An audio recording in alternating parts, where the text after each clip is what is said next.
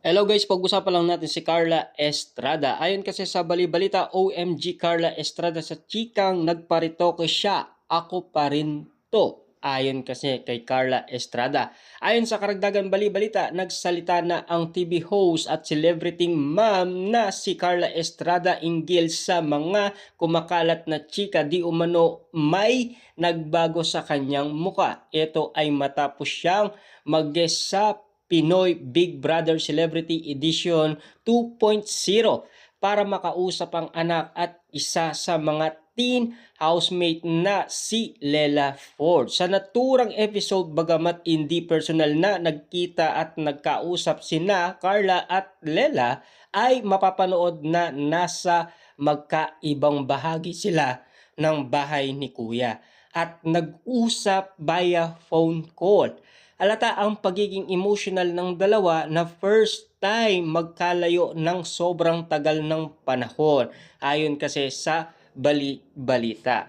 Ayon sa karagdagan balita patungkol umano kay Carla Estrada, ang pagiging mabuti pa rin ang magtatagumpay. You will be okay, saad ni Carla Estrada sa kanyang anak. Samantalang marami naman sa mga netizens ang nakapansin sa tila pag-iiba ng itsura ng celebrity mom. May mga nagtatanong kung nagparitoke ba si Carla Estrada or nagpa-enhance ng muka dahil tila may nagbago sa itsura nito lalo na sa kanyang ngiti. Agad nga nag-viral at naging usap-usapan ito online. Kaya naman sinagot ni Carla Estrada ang mga chika tungkol sa kanyang physical appearance. Chika niya, wala naman pinagbago sa kanyang muka. Guys, ako pa rin yan. Kaloka kayo. Ang ganda na pwede nating matutunan para sa mga anak at sa mga nanay natin. Focus tayo doon, saad ni Carla Estrada. Dagdag pa niya, huwag ugaliin ang mag-anap ng mali sa tao. Na alam nyo naman siguro, pinag-uusapan yung nangyari noon sa kanyang anak na si Daniel Padilla dahil sa iwalayan Katniel. Dahil ang bulong-bulungan, si Daniel Padilla ang nakagawa ng pagkakamali kay Catherine Bernardo. Dahil sa post nga naman kasi ni Catherine Bernardo, masasabi natin na talagang si Daniel Padilla ang nagkamali.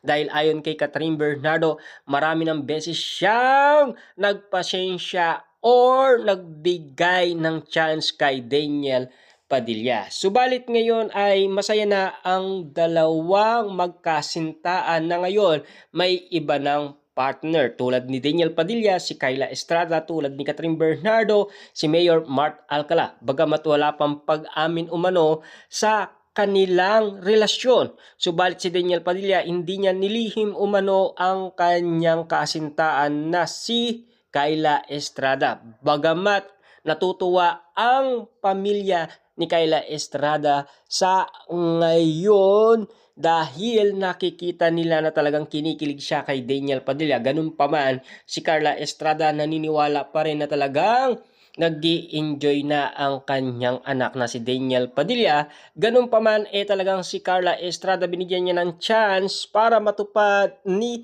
Carmila ang kanyang pinapangarap na maging artista. Ika nga kasi ni Lela Ford, gusto niya makawala sa shadow ng pamilya at patunayan ang kanyang sarili. Dagdag achievement nga naman ito para sa kapatid ni Daniel Padilla. Ngunit may payong ibinigay si Daniel Padilla sa kanyang kapatid na ngayon gabay ito para sa kapatid ni Daniel Padilla para magtagumpay sa kanya gustong marating bilang artista. Dahil pinagdaanan nga naman kasi ng kanyang kuya ang lahat ng bagay na hirap bilang isang artista. At least natupad niya, naging successful at nakikitang magiging successful pa si Daniel Padilla dahil sa kanyang pagiging artista. Lalong-lalo na kasi noong ito ay nagkaroon ng teleserye na Incognito. Nagkaroon ito ng award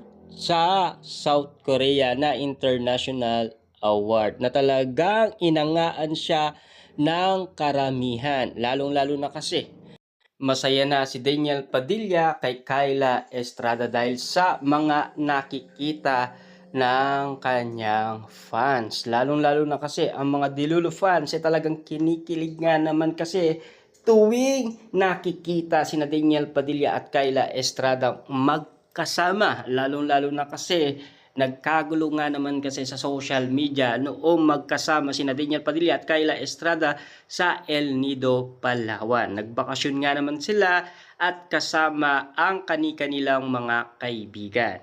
At ayon pa sa karagdagan balita, hindi nawawala nga naman kasi ang kilig kina Daniel Padilla at Kyla Estrada na talagang malaking pinagbago ni Daniel Padilla dahil sa mga napapansin nila na galawan na pinapakita umano kay Kyla Estrada, lalong-lalo na ang pagiging gentleman ni Daniel Padilla dahil nasaksihan niyan ng iba't ibang mga tao noong nilagyan niya ng sunblock ang likod ni Kyla Estrada noong sila ay nasa El Nido, Palawan. Ang balita ko sila ay lilipat daw ng Vitz. Hindi lang nating alam kung saan.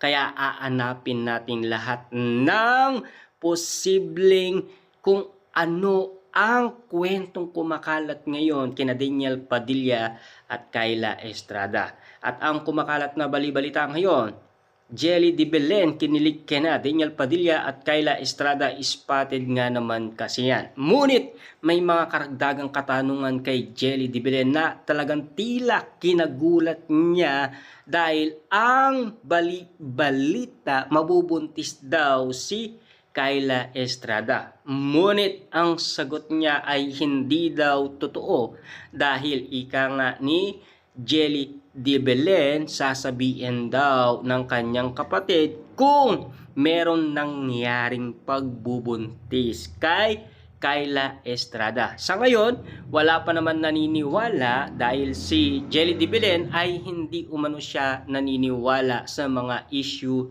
na mabubuntis si Kyla Estrada. Samantalang yan ay prediction pa lamang at ula ng isang manghuhula dahil sa mga katanungan na itinanong sa kanya kung ano ang mangyayari kina Daniel Padilla at Kyla Estrada kasi lalong-lalo na kasi napapag-usapan sa social media na tila pinagkakaguluhan, pinagpipestahan at pinag-uusapan lalong-lalo na kasi kinikilig nga naman kasi ang karamihan lalong-lalo na ang mga Dilulo fans. Siyempre lalo silang pagkakaguluhan kung sila ay magkakaroon ng teleserye or movie na talagang kikiligin ang mga Dilulo fans kapag nangyari ang lahat ng inaasaan ng karamihan. Alam nyo naman siguro gustong-gusto ng iba magkaroon ng project sila.